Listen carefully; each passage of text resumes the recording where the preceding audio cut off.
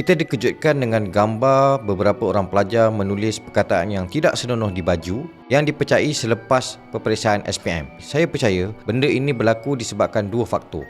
Baik, kita pergi yang pertama, inginkan perhatian. Apabila usia ataupun umur seseorang tiba pada peringkat matang ataupun mahu akil balik, kita percaya dalam umur 16, 17, mereka memang perlukan perhatian. Dan ada juga pendapat ataupun teori mengatakan ini adalah zaman storm and stress. Maknanya apa?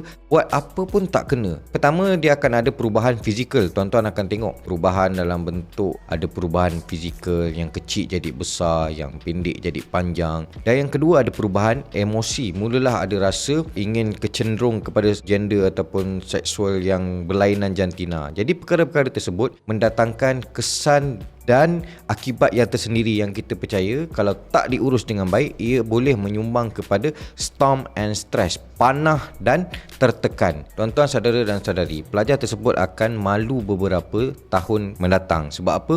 Pada tahun-tahun yang mendatang, dia sendiri akan menghadap dan bertemu semula dengan gurunya.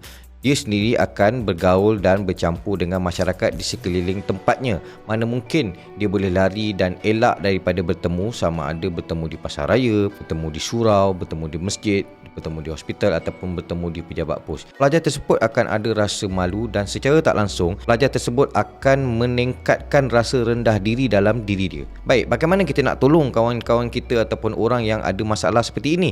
Kita puji kelakuan dia, kita puji sikap-sikap dia yang betul. Nescaya dia akan menyumbang kepada psikologi kejayaan yang kita akan bincangkan sebentar lagi.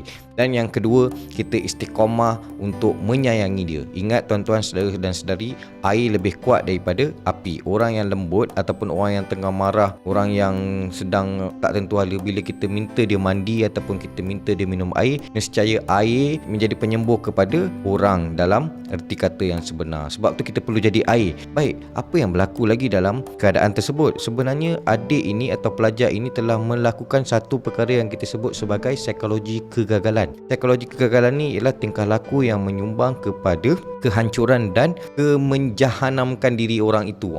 Itu bahasa yang kita boleh cakap pada hari ini. Contoh, hari Isnin dia bangun lambat. Lepas tu hari Selasa dia kata tak apalah, hari Isnin semalam aku dah bangun lambat, baik aku buat 2 hari berturut. Lepas tu hari ketiga, hari Rabu, dia kata cukupkan 3 hari. Akhirnya tuan-tuan saudara-saudari, dia cukupkan seminggu, dia tak bangun, dia tak pergi kerja, dia penat, dia lepak, tak buat apa-apa. Dan ini adalah tingkah laku ataupun kita panggil sebagai psikologi kegagalan. Kita perlu ajak dia buat tingkah laku psikologi kejayaan. Dia perlu buat baik hari ini. Besok dia akan ada rasa ketagih nak buat baik lagi. Dia perlu buat apa yang disuruh oleh agama. Nescaya besok dia akan istiqamah dan akhirnya dia akan jadi orang yang berguna kepada diri dia, masyarakat dia dan seterusnya, menyumbang kepada negara. Itu saja yang saya nak kongsikan. Kita jaga keluarga kita. Cukup dah untuk kita menyumbang kepada negara kita yang tercinta.